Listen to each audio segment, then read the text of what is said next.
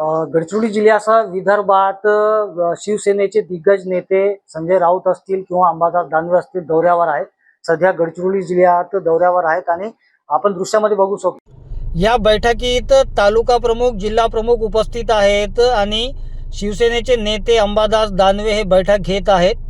18 तारखेला नागपूर इथे शिवसेनेचे प्रमुख उद्धव ठाकरे नागपूरला येणार आहेत आणि राम रक्षण या आंदोलनासाठी उद्धव ठाकरे नागपूरला येणार आहेत। याच्या तयारीसाठी कार्यकर्त्यांना जोडण्यासाठी ही बैठक अंबादास दानवे यांच्या उपस्थित आयोजित करण्यात आली।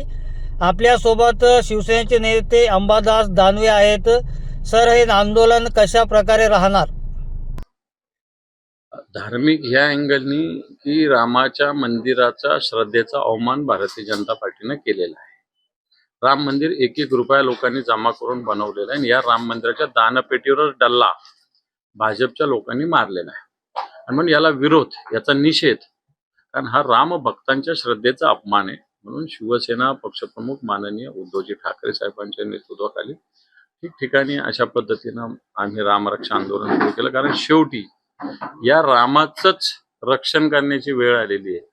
आणि या रामाला या देशातल्या भारतीय जनता पार्टीच्या भ्रष्टाचारी लोकांपासून धोका आहे आणि मला वाटतं हा धोका शिवसेना होऊ देणार नाही, म्हणून शिवसेना रामरक्षा आंदोलन होत आहे। सर, सध्या गडचिरोली जिल्ह्यात अनेक जे खाणी आहेत किंवा पर्यावरण नष्ट करण्याचे राज्य सरकारचे जे प्रकरण सुरू आहे त्यावर आदित्य ठाकरे यांनी एक प्रतिक्रिया दिली होती, काय म्हणा? आदित्य साहेब नेहमीच पर्यावरण विषयावर सातत्यानं या महाराष्ट्रातला एक जागरूक नेतृत्व म्हणून आदित्य साहेबांकडे बघितलं जातं। राजकारणाच्या विरहित पर्यावरण विषयावर सातत्यानं आदित्य साहेबांच्या भूमिका असतात।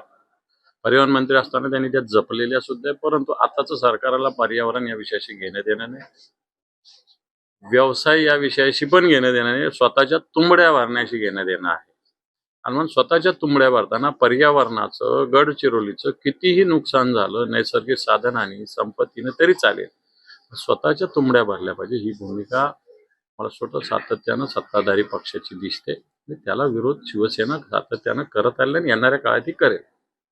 सर, सध्या समोर जिल्हा परिषद निवडणुका वगैरे आहेत, पंचायत निवडणुका आहेत, तर पक्ष मजबूत करण्यासाठी तुम्ही हे बैठक घेत आहात?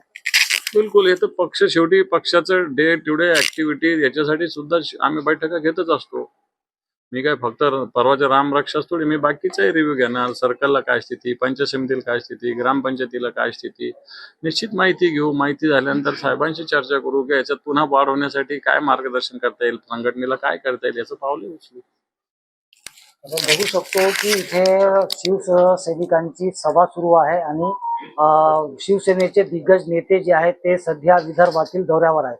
कॅमेरामॅन सोहेल पठाण सोबत मेमडी इरफान, TV9 गडचिरोली।